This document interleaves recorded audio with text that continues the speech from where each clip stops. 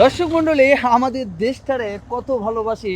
সবুজ ঘাসের বুকে শিপালির হাসি, মাঠে মাঠে চলে গরুর নদী বয়ে যায়, আবার জেলে ভাই ধরে মাছ মেঘের ছায়। আজকের তারিখে লাভ গরুকে কেউ খায় না তো। যতই কাব্য করে বলি চলো আকাশ ছুঁয়ে দেখি, চলো স্বাধীন এ দেশটারে বুকে বেঁধে রাখি, মানুষ আমার মাঝে মাঝে পুঙ্গি বাজায় দেয়, কিন্তু যাকে খায় সেটা হচ্ছে হানিফ সংকেত ইটসেলফ, রঞ্জু মিয়া।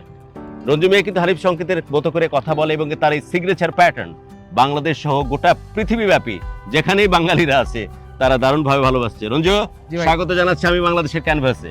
আপনাকে ধন্যবাদ জানাচ্ছি আমি ব্যক্তিগতভাবে যে আপনার ক্যামেরার সামনে আমি আজকে। এই প্রকৃতি, চমৎকার পরিবেশ, অল দ্য ওয়ে টু মানে সেই গাইবান্ধা থেকে ফাইনালি ঢাকা, সবকিছু মিলিয়ে কেমন লাগতেছে? হানিফ সংকেতের মতো করে যদি একটু বলার চেষ্টা করো, খুব ভালো লাগবে। দর্শক মন্ডলী, আমাদের দেশটারে কত ভালোবাসি। সবুজ ঘাসের বুকে শিপালির হাসি, মাঠে মাঠে চলে গরুর নদী বয়ে যায়, আবার জেলে ভাই ধরে মাছ মেঘের ছায়। দর্শক মন্ডলী, এই মুহূর্তে ভিডিও করছি, মেঘটা আমাদের পক্ষে নেই, কারণ আকাশ এত মেঘলা, যেও না গো একলা।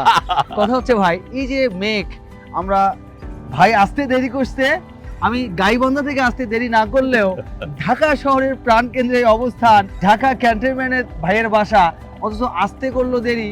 আর আমাদের এই যে আকাশটা মানে একটু পরেই নিভে যাবে সব আলো। হ্যাঁ, তো আমাদের হাতে সময় খুব কম, খুবই কম। সময় খুব কম, বাট আমি অনেক বেশি পছন্দ করি আমার ব্রাদারকে। মানে কি চমৎকার জার্নি বাবজান তোমার। আমি যখন কন্টেন্ট ক্রিয়েশনে আসি, আমার যে ফোন দিয়ে ভিডিও করব এই ফোন কেনার সামর্থ্য ছিল না।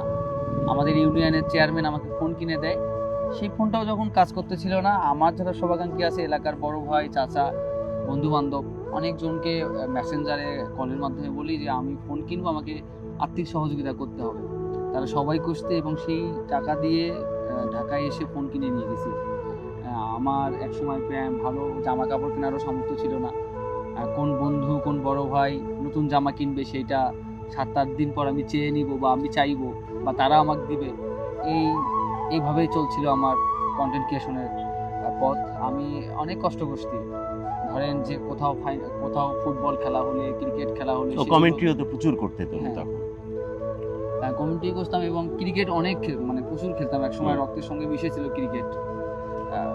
আমি অনেক পরিশ্রম করছি কন্টেন্ট ক্রিয়েশনে আসার পিছনে। তো যাই হোক, আজকে এই জায়গা অবধি আসার পিছনে আমার মতো মানুষ, যে আপনার লাভ গুরুর সঙ্গে, হ্যাঁ, আমি কিছু না। এই লাভ গুরুর সঙ্গে দিয়াবাড়ির মধ্যে সুন্দর একটা পরিবেশে কথা বলছি, সব কৃতিত্ব হচ্ছে আমার। যারা ভিডিওগুলো দেখেন, যাদের একে একটা লাইক, কমেন্ট, শেয়ারের মাধ্যমে আজকে জায়গা অবধি আসছি, বরাবরই তাদের প্রতি কৃতজ্ঞ। শুধু আমি কৃতজ্ঞ না, আমার পরিবারও কৃতজ্ঞ।